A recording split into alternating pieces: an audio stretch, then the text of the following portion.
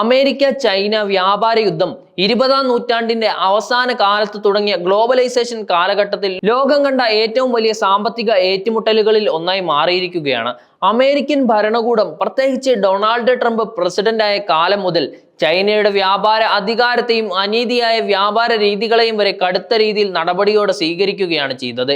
ഇതിന്റെ ഭാഗമായി ചൈനീസ് ഉൽപ്പന്നങ്ങൾക്ക് കനത്ത താരിഫുകൾ ചുമത്തുകയും ചൈനയുടെ പ്രതികാരമായി അമേരിക്കൻ ഉൽപ്പന്നങ്ങൾക്ക് സമാന രീതിയിൽ നികുതി കൂട്ടുകയും ചെയ്തിട്ടുണ്ടായിരുന്നു. എന്നാൽ ഈ ഏറ്റുമുട്ടലുകൾ ഇരു രാജ്യങ്ങൾക്കും മാത്രമല്ല, സമ്പൂർണ്ണ ലോക വ്യാപാര ശൃംഖലയ്ക്കും ദീർഘകാല പ്രത്യാഘാതങ്ങളാണ് ഇപ്പോൾ സൃഷ്ടിച്ചുകൊണ്ടിരിക്കുന്നത്. അന്താരാഷ്ട്ര വിപണികളിൽ ചൈനീസ് ഉൽപ്പന്നങ്ങൾക്ക് പുതിയ വഴികൾ കണ്ടെത്തേണ്ടി വന്നപ്പോൾ ഇന്ത്യ ഉൾപ്പെടെ നിരവധി രാജ്യങ്ങൾക്ക് ഒരു സാധ്യതാപൂർണമായ വിപണിയായി അത് മാറുകയും ചെയ്തിട്ടുണ്ടായിരുന്നു.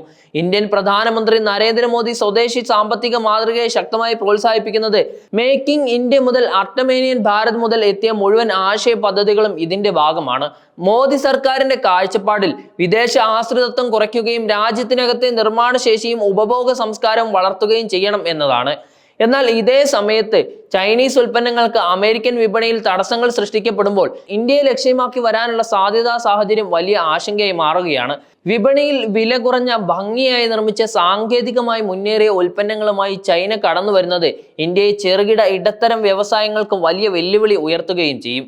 RSSന്റെ അനുബന്ധ സംഘടനയായ സ്വദേശി ജാഗരണം മഞ്ച് കഴിഞ്ഞ ഏതാനും വർഷങ്ങളായി ചൈനീസ് ഉൽപ്പന്നങ്ങളെ ബഹിഷ്കരിക്കണമെന്ന് വിളിച്ചു പറയാറുണ്ട്. മൊബൈൽ ഫോൺ മുതൽ കളിപ്പാട്ടങ്ങൾ, ദീപാവലി വിളക്കുകൾ, ഇലക്ട്രോണിക് ഗാഡ്ജറ്റ് വരെ ഇന്ത്യൻ വിപണി കീഴടക്കിയിരിക്കുന്നത് ചൈനീസ് ഉൽപ്പന്നങ്ങളാണെന്ന് ഇവർ നിരന്തരം ചൂണ്ടിക്കാണിക്കുകയാണ്. എന്നാൽ ചൈനയുടെ വ്യാപാര തന്ത്രങ്ങൾ സാധാരണ രാജ്യങ്ങൾക്ക് സ്വീകരിക്കുന്നതിനേക്കാൾ വിപ്ലവകരവും കടുത്തതുമാണ്.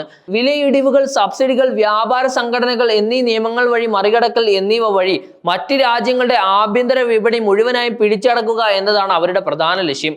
ലോക വ്യാപാര സംഘടനയിൽ ചൈനയ്ക്കെതിരെ ഉയർന്ന നിരവധി പരാതികൾ ഇതിന് വലിയൊരു തെളിവാണ് നൽകുന്നത്.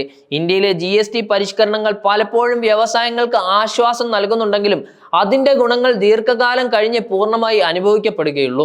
അതിനു മുൻപ് തന്നെ ചൈനീസ് ഉൽപ്പന്നങ്ങൾ ഇന്ത്യയിൽ വൻതോതിൽ കടന്നു വരികയാണെങ്കിൽ ഇന്ത്യൻ നിർമ്മാതാക്കൾക്ക് മത്സരം നൽകാൻ കഴിയാതെ പോകും. ഉദാഹരണത്തിന്, ചെറുകിട ഇലക്ട്രോണിക് കമ്പനികൾ വികസിപ്പിക്കുന്ന ഉൽപ്പന്നങ്ങളെക്കാൾ കുറഞ്ഞ വിലയ്ക്ക് മികച്ച നിലവാരം നൽകുന്ന ചൈനീസ് ഗാഡ്ജറ്റുകൾ വിപണിയിൽ നിറയുമ്പോൾ ഇന്ത്യൻ ബ്രാൻഡുകൾ പതുക്കെ നഷ്ടപ്പെടുകയും ചെയ്യും. സ്വദേശി പ്രസ്ഥാനത്തിന്റെ ലക്ഷ്യം പൂർത്തിയാകുന്നതിന് മുൻപ് തന്നെ അത് തകർന്നു പോകാനുള്ള സാധ്യതകളും നിലനിൽക്കുകയാണ്. ചൈനയുടെ ബെൽറ്റ് ആൻഡ് റോഡ് പദ്ധതി ലോകത്തിലെ പല ഭാഗങ്ങളിലും സാമ്പത്തിക നിയന്ത്രണം സ്ഥാപിക്കാനുള്ള ശ്രമമായി കാണപ്പെടുകയാണ്. കടം കുടുക്കിലൂടെ രാജ്യത്തെ പിടിച്ചുകെട്ടുന്ന ബെൽറ്റ് ട്രാപ്പ് ഡിമോസി പല രാജ്യങ്ങളും ഇതിനകം വിവാദമായി തന്നെ കാണപ്പെടുകയും ചെയ്തിട്ടുണ്ട്.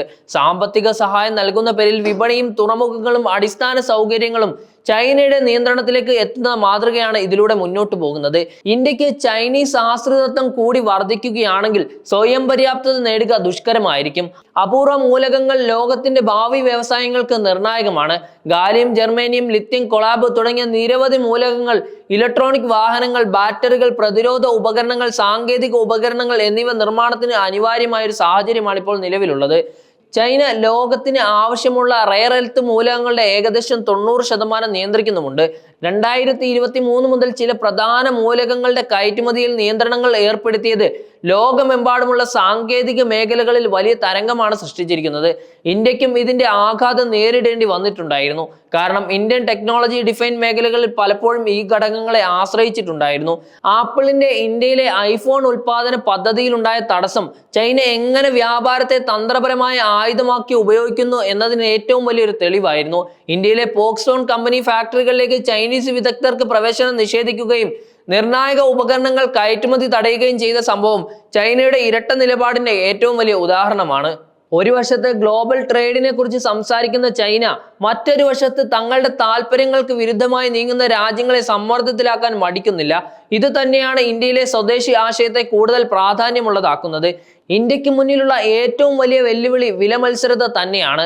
ചൈനീസ് ഉൽപ്പന്നങ്ങൾ വലിയ തോതിൽ നിർമ്മിക്കപ്പെടുന്നതിനാൽ അവയുടെ യൂണിറ്റ് ചെലവ് വളരെ കുറവായിരിക്കും. കൂടാതെ സർക്കാരിന്റെ സബ്സിഡികളും വിലക്കുറവും ചേർന്നപ്പോൾ അന്താരാഷ്ട്ര വിപണിയിൽ ചൈനീസ് ഉൽപ്പന്നങ്ങൾക്ക് മത്സരം നൽകുക പല രാജ്യങ്ങൾക്കും അസാധ്യമായി തീർന്നിരിക്കുകയാണ്.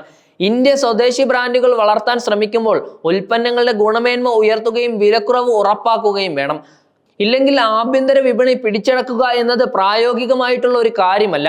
സാമ്പത്തിക വിദഗ്ധർ ചൂണ്ടിക്കാണിക്കുന്നത് ഇന്ത്യയിലെ സാമ്പത്തിക മോഡൽ തന്നെ പുനർക്രമീകരിക്കേണ്ടത് അനിവാര്യമാണെന്നാണ്.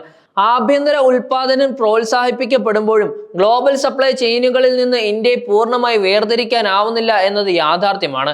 അതിനാൽ സ്വദേശി പ്രസ്ഥാനം വേണമെങ്കിൽ ആഗോള സഹകരണവുമായി ചേർന്ന് നിൽക്കുകയും വേണം.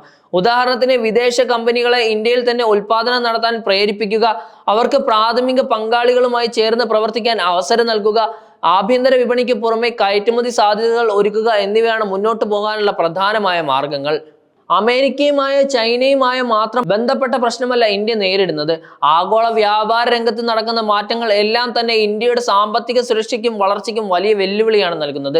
സ്വദേശി പ്രസ്ഥാനം രാഷ്ട്രീയ മുദ്രാവാക്യം മാത്രമായി മാറാതെ യഥാർത്ഥ സാമ്പത്തിക മാതൃകയായി പ്രവർത്തിക്കണമെങ്കിൽ വിപണിയിൽ മത്സരിക്കാൻ കഴിയുന്ന ഉൽപ്പന്നങ്ങൾ ഇന്ത്യ സൃഷ്ടിച്ചെടുക്കുകയും വേണം. ഗവേഷണം, വികസനം, വിദ്യാഭ്യാസം, തൊഴിലാളികളുടെ പ്രാവീണ്യം, അടിസ്ഥാന സൗകര്യങ്ങൾ, വിദേശ നിക്ഷേപത്തിന് അനുയോജ്യമായ അന്തരീക്ഷം ഇവയെല്ലാം കൂടിച്ചേർന്നാൽ മാത്രമേ ഇന്ത്യ ചൈനയുടെ കടന്നുകയറ്റത്തെ പ്രതിരോധിക്കുകയും അമേരിക്ക അടക്കമുള്ള ലോകശക്തികളോട് തുല്യമായി നിലകൊള്ളുകയും ചെയ്യാൻ കഴിയുകയുള്ളൂ.